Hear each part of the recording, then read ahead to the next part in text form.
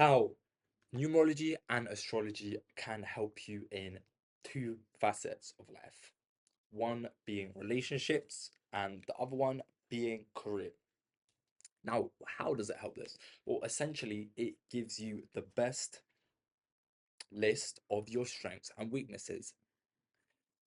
Jungian archetypes does this. Psychology does this very well, especially as I said, Jungian archetypes, but this does it to a far more specific degree where you can properly understand your strengths and weaknesses and how to utilize your strengths to get desired outcomes, right? And in this context, I'm obviously talking about career and then for relationships. Now, it not only does calculate your strengths and weaknesses, it also makes you understand who you're compatible with. And that's why it's so good for relationships. For example, in numerology, I do have a free PDF where I explain which life paths are which soulmates and I go more in depth, but this is the gist. One life path does very well with nines and 11s. Nines, I'm going to just use astrology for this. So one is the sun, Mars is a nine. Sun and Mars are very, very good friends in astrology. Now, why 1 and 11? 1 is man, 11 is essentially a 2, and 2 is feminine. Man, woman, Adam and Eve. Then 11s also get along very, very well with 5 life paths. And the reason why it does is because 11 is the fifth prime number, meaning that it has 5 in energy imbued in it, meaning it's on a similar wavelength to the 5. Again, meaning there is compatibility and there's chemistry. Then we have the 3. Threes get along very, very well with 9s and 5s. In my opinion, I was gonna say 5s more, but yeah, it's also there's so much more, but yeah, 5s because 5 is the third prime number. So again, it's the same principle that I was talking about with the 11s, and then 9 because it is the third cube number. So again, same principle. 4s. 4s go very, very well with 7s. Again, I'm going to use the same thing. 7 is the fourth prime number, meaning obviously it has the full energy imbued in it. You can also take the astrology perspective, which is 4 is the north node, 7 is the south node, or 4 is Rahu, 7 is K2, and this is the axis. It doesn't mean like they're compatible, but they kind of are. It's just they're intertwined, right? Then the 8 goes very, very well with the 6. 8 goes very well with the 6 because 8, I believe, is the 6.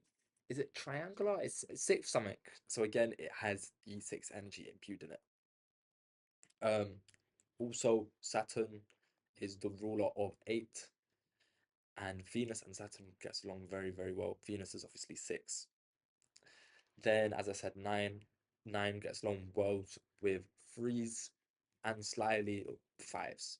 Obviously, there is a bit more to it, but that's why I go to my free PDF. I have literally, I don't know, 5 pages of all this shit. So you can go this route. And the reason why this is useful, again, is because you understand compatibility and you understand that the chances of you getting a divorce or the relationship going wrong drastically reduces. Now, subconsciously, most people, as long as you're, I guess, spiritually aware or slightly intuitive, you will naturally just be attracted to those people. Additionally, I did forget, you're attracted to your own kind. What do I mean by your own kind? Your own energy, so your own life path. So let's say you're a 6 life path. You'll subconsciously, or as long as you're intuitive, get along and be attracted to other 6s because you're on the same frequency, you're on the same wavelength. Shit makes sense.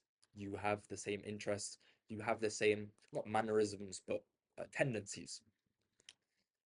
Now, this doesn't mean the person will be perfect. It just means there is compatibility and it's a good building block. Again, I don't want you to be a headless chicken and just solely use this method because there are exceptions and there will be situations where a person won't be good for you. Now, in astrology, you can also use a similar method to find who you're compatible with. Now, it's a bit more complicated because, in my opinion, astrology is just far more in depth.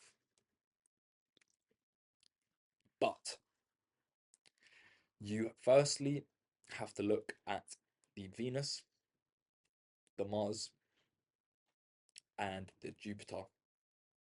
Also the moon, but look, for now I'll just do Mars, Venus, Jupiter. Now, you want to see if they are in the same element as you or they're opposite you. When I mean element, I mean, for example, Aries is a fire sign. Aries get along well with Leos, Sagittariuses, because they're fire signs, and Libras, because Libra is opposite to Aries. Then Taurus, again, it will be the earth signs, so Virgo, Capricorn. And then opposite Taurus is obviously Scorpio. So again, they will be compatible with the wow, brain freeze, with Scorpios. Free, or sorry, not free. Geminis get along well with Libras and Aquariuses, again, earth signs. Additionally, they got along very well with Sagittarius because Sagittarius and Geminis are opposite each other. Now, Cancer is a water sign. So Pisces, Scorpio, and then opposite Cancer is Capricorn. Then Leo, again, I told you the fire sign, but Leo gets along very well with Aquarius. Then Virgo, Pisces get along very well with Pisces and the earth signs. And then, as I said before, Libra, Aries get along very, very well. And then obviously you can do the same thing. Deconstruct it. Scorpio gets along very well with Taurus and the water signs. So anyway, now I've told you which signs are compatible with which, then you have to see what sign your Mars is in. Let's say your Mars is in Aries. You need someone's to have a Mars in either Leo, Sagittarius, Aries itself, because you're in its own sign, or Libra. But this is where it gets more interesting. So that's one box ticked off. Then you have to see where their Venus is. Is their Venus also, let's say the Venus is in Sagittarius. Then you need to see where the other person's Venus is. Is that person's Venus in, let's say, Scorpio? If it's in Scorpio, the compatibility isn't the best in terms of love. So Mars represents friendship, passion, etc., and more of the uh caveman, like caveman. What's the right word for it? Mars represents the primal nature and the primal attraction. So it's less about love and more about, again, the primal, instinctual, caveman type attraction and passion. And then Venus, again, is more of the devotion, the love, the relationship. This is why Mars is important. This is why Venus is important. Venus, again, Venus, you want your sign and their sign to be compatible. I've explained the compatibility thing, but yeah. Then it's the same with Jupiter. Jupiter, you want someone to be in either the same sign, same element, or opposite. And yeah, and then if they tick all three of those boxes, that's when you know you have a very, very, very good compatibility with it. Now, the likelihood of that happening is very low. This is kind of also interesting in the sense that you can understand a lot of people you won't be able to have a perfect compatibility with. And realistically, this is why relationships are so hard because there will be differences in these things and it is quite unlikely. Now, it doesn't mean you shouldn't strive for someone to find, but yeah. Then the main things, because cool, if they're not in the same element or opposite, it's not the best, but you can make it work. The only ones where it's very, very shit is if they're 6 places away or 8 places away. So 6 places away from Aries is Virgo, and then 8 places away from Aries is Scorpio. I'm going to put it all up, but yeah. And this is where it gets a bit techie because 6 is about conflicts and obstacles. Now, do you want that in relationships? No. Then, 8th house is about, it's a very, very turbulent, or 8 places away from something is the turbulent thing from that. So it's turbulence, death, rebirth, and transformation.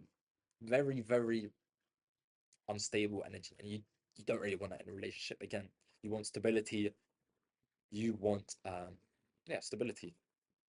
Now, that's kind of how you can use this for finding someone, because this is how you drastically reduce getting into a divorce and then paying hundreds of thousands, losing your kids, etc. You don't want to go down that path. It's quite avoidable. Now, I will say, and this is kind of a caveat, some people unfortunately are meant to go through these trials and tribulations because that is their karma. And that is something that's like a contract that they need to fulfill in this life. And at the end of the day, this is accountability for what you've done in your past, whether it's you, your soul, or your lineage, and that is called ancestral karma. Now, how you can start making money or utilizing your chart to make money. Now, I've done how to get rich in using your numerology. Go watch that. Now, I'll do it more so with the astrology. By the way, I use Vedic astrology. I don't use Western, so your chart will be totally, totally different. Download Cosmic Insight, put your details in, and that's how you get the chart that I'm talking about. So, for the simplicity of this video, I'm just going to focus in on Saturn. Saturn is the significator of work. So obviously it's and career. Why? Because it originally ruled the 10th house. 10th house is about career. Now, you want to see firstly what sign Saturn's in. Then you want to see what other planets it interacts with. Obviously, I don't want to use the other thing with the laws and shit just because it gets a bit more complicated. But you want to see again what it interacts with and what sign it's in. So let's say Saturn's in Gemini. You will be very good at any communication based jobs. So it could be this, which is obviously communicating, social media, it can be sales, it can be sales, recruitment, public speaking, even a motivational speaker. But obviously, there would be different combinations, but this is quite generic. Skills of the hands. So you could even say, especially if you have Mars interacting with this Saturn in Gemini, fighting's very good for this. Uh, if you've got Mercury there, fighting's quite good, but also writing. Also, I mean, Mercury aspecting Saturn and Saturn being in Gemini is very, very good as a whole anyway. But yeah, it's very good for writing. So copywriting, you could do being a book writer is quite good too. Um, then there's also what you can understand. When you have Mercury or Gemini in Saturn, you have to interact with people. You can't really be a introvert, or your career can't be introverted based. You can't be isolated per se. You can work by yourself, but even if you're working by yourself, like technically this is working by yourself. I'm interacting with people. You get me? Now, let's say you have Mars aspecting. When I mean aspecting, in this context, I'm either talking about Mars is with Saturn or it's in the same element as Saturn or opposite it. So again, the same principle. Saturn's in Gemini, Mars is in Aquarius, let's say, or Mars is in Libra, let's say, or Mars is opposite Saturn, so that would be Sagittarius. What does this mean? This means, firstly, you can say the fighting one, that's very good. It's also good for career. I mean, not career, property. Mars represents property, it represents a land, right? So when you have it interacting with Saturn, which is obviously your career, you can have a career in land. Now, this sounds a bit spooky. What it means is literally you can be a state agent. Uh, you could even do something like maybe even like real estate insurance, property, Airbnb, especially if you have Mars, Saturn, and Mercury, because Mercury is the significator of business. And obviously, Airbnb is a business. So you could do it like that. And especially, this is very good where if you're, let's say, a real estate agent, because Saturn's in Gemini, you promote and advertise on social media because Gemini is about, or Gemini also signifies social media. So this is kind of how you can align yourself to your chart, and then it gives you the best chances and the highest success rate is the way you have to look at it. This will give you the highest success rate in whatever endeavor you want to go into because you are aligning yourself with your energy. It flows like a river. You're not going against the current, you're going with the current. You're literally getting natural momentum. Certain things you just won't have the natural momentum. There will be obstacles in your way. And hypothetically, you could maybe succeed. But again, it's just why would you go down that path when there's a lower likelihood of you succeeding? If you yourself want to understand how to maximize your birth chart or your numbers or your numerology, I do firstly coaching, and I obviously offer numerology and astrology readings. And this is how I can get into a personalized format where again you can align your energy to the self. Because this isn't just for making wealth, it's also for maintaining and preserving wealth. Because again, this shit can show you what to invest in, whether it's gold, whether it is crypto, whether it's stocks, whether it is property, as I've shown you.